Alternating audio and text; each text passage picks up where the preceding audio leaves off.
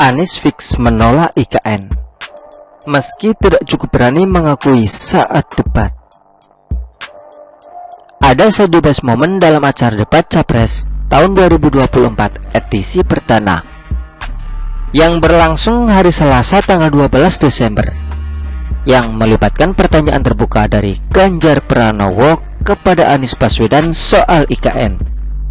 Pertanyaan simpel tapi agak mengandung jebakan ini tampak hanya mampu dijawab Anies dengan muter-muter karena mungkin takut blunder. Ketika tujuan membangun kota baru dan ibu kota baru adalah dengan alasan pemerataan, maka itu tidak menghasilkan pemerataan yang baru. Mengapa? Karena itu akan menghasilkan sebuah kota baru yang timpang dengan daerah-daerah yang ada di sekitarnya. Jadi antara tujuan mau memeratakan Indonesia tidak.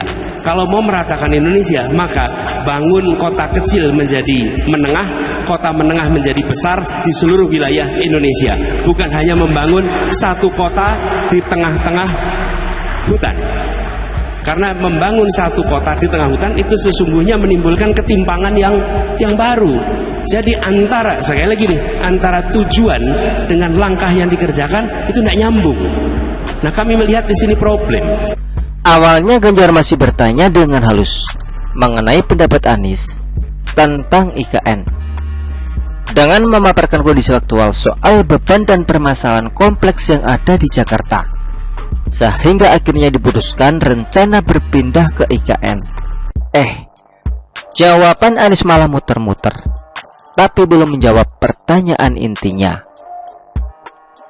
Anies malah menjawab dengan sok bijak bahwa persoalan itu muncul dan kudu diselesaikan.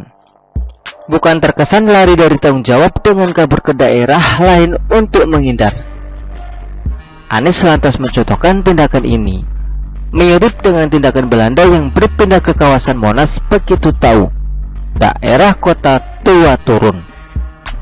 Menariknya, ketika Ganjar menyimpulkan bahwa Anies menolak IKN untuk dilanjutkan, kembali Anies ngeles dengan alasan bahwa IKN adalah produk negara yang cacat proses karena tidak melibatkan partisipasi publik.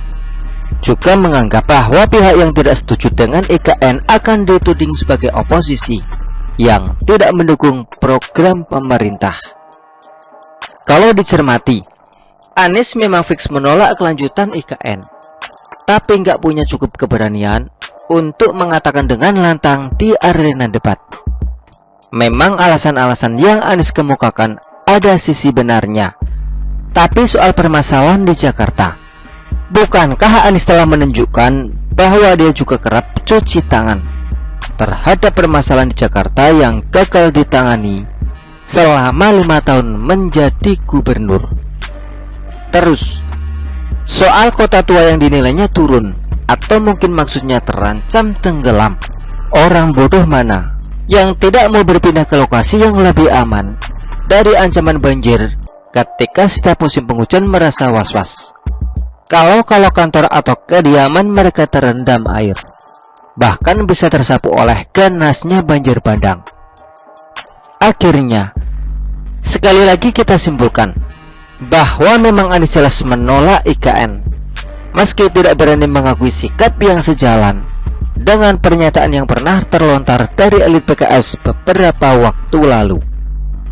Lantas, ketika Jokowi ingin menuntaskan IKN dan menghendaki upacara HUT Republik Indonesia ke-79 bisa dilakukan di sana, tapi capres yang sok bijak itu terkesan menolak dan sangat mungkin membatalkan IKN kalau sampai terpilih. Masa mau kita biarkan orang ini menjadi Republik Indonesia satu? Begitulah kura-kura. Artikel ini diambil oleh siwa.com dan ditulis oleh Widodo SP. Bagaimana menurut Anda?